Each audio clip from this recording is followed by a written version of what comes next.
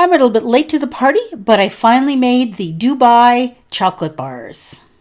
Let's see what's cooking. It's time for Yo-Yo Max 12. Hello everyone. I've seen that Dubai style chocolate bars on the interwebs quite often. I was always curious on how they tasted. I actually found this chocolate bar in the grocery store. They're calling it a Dubai style chocolate bar. It's made by Lindt.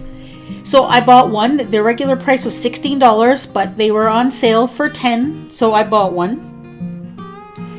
And I wanted to show you what this one looks like. There certainly is a lot thinner than the ones I've seen online. But when you break it open, there's a filling. That's pistachio cream and phyllo pastry called kataifi filling. There's the kataifi dough. It's shredded phyllo, finely shredded phyllo. I found it at the grocery store in the freezer section. I defrosted it and cut up some of it, so I had one packed cup full. Then I melted 1.5 tablespoons of butter in a skillet on medium heat, and I put the pastry in there and stirred it around and continued to cook until it gets crispy and golden brown. And be careful because it can burn quite quickly, so keep an eye on it and stir it often. Once your pastry is nice golden brown, then you can just set it aside and let it cool completely. Now for the chocolate bar itself, you'll need a mold. I found this mold on Amazon. It's actually advertised to make Dubai chocolate bars, so I bought it. I think it was around $6 or $7 for this mold. And all of the chocolate bars I saw online had a very kind of a colorful design on the tops of them, kind of like an abstract contrasting color. So I melted some white chocolate, added some paste food coloring, and I did one kind of a teal green or teal blue color, and then I did one with yellow. And I just drizzled it on top. I gave this mold a couple of taps so that they would flatten out a little bit. And then I put this in the refrigerator and let it set. Now you need to put a layer of chocolate on the bottom, which is going to be the top of the chocolate bar. Now I decided to try to temper chocolate. I've never done this before in my life, but I thought I would give it a try. So instructions online said to heat 2/3 of your chocolate to between 100 and 115 degrees Fahrenheit. So that's what I did. That's about 3/4 of a cup of chocolate. Then they say let it cool till it gets to about 95 degrees Fahrenheit. Then add in your remaining third of your chocolate, which was about 1/3 of a cup. Then stir that unmelted chocolate into the melted chocolate until it's all melted together and it's nice and smooth. And apparently this is now tempered chocolate. There is the mold again with that design is now hardened, and I'm going to put a layer of chocolate in this mold. I just basically spread it around until I had a thin layer covering all of the bottom of this, and I also went up the sides a little bit.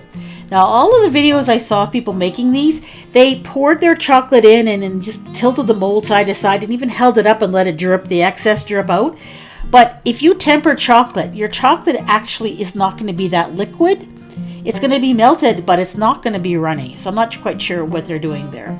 But basically, I put a thin layer, I went up the sides, and then I put this in the refrigerator and I let it harden while I prepared the next part of this recipe.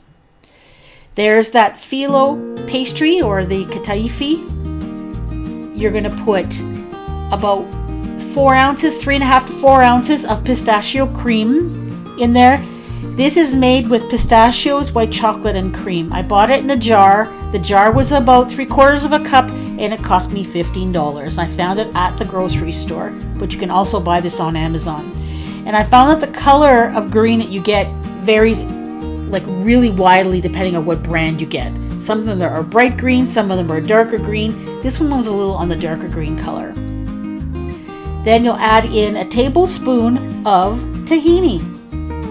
Tahini is just ground sesame seeds. That's all that is. So now I have a giant jar of tahini in my refrigerator and I have to figure out something to do with it. And then you just stir it all together until it's nicely combined. And that's going to be your filling for your chocolate bar. Then you'll take that filling and put it on top of that base layer of chocolate. Of course, that was sitting in the refrigerator, so it's nicely chilled and hardened. And then just spread it out to an even layer and then add your top layer of melted chocolate.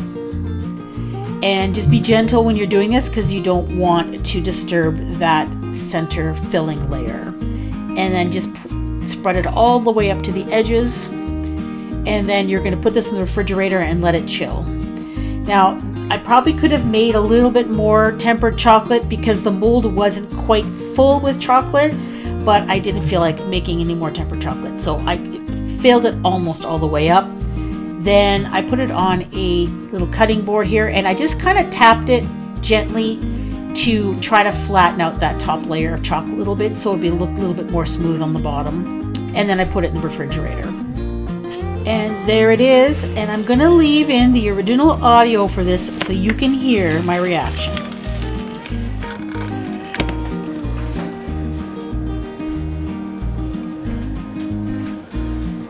It's so pretty, I can hardly stand it. It's so pretty. Okay, now it's time for the big reveal. So you take your chocolate bar, it's quite the hefty chocolate bar. And then when you break it open, you should be able to see the inside of this. So here we go. And you'll notice right away that my chocolate is so nicely tempered that my fingers were not melting it at all when I was holding it, which is awesome. And there it is, the center of it. Now I want to let you hear the snap of the chocolate and what it sounds like when you bite into one of these.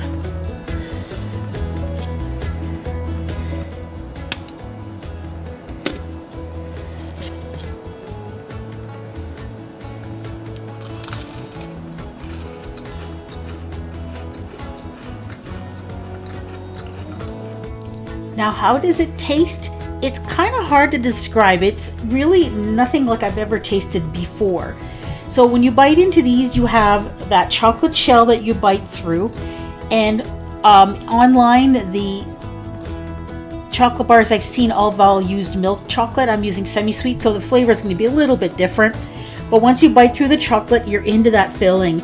And that kataifi phyllo pastry is crispy and it stays nice and crunchy. So you have the pistachio flavor, some white chocolate flavor, a little hint of sesame nuttiness to it, and absolutely delicious. Is it worth the money to make them?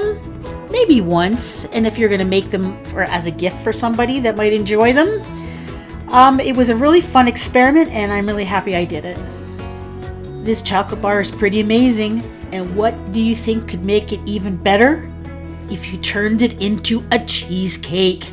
I found this recipe. It is for Dubai style cheesecake bars. I will be posting this recipe in the next few days, and if you're watching this from the future, you'll be able to click on your screen to see it. Thank you so much for watching.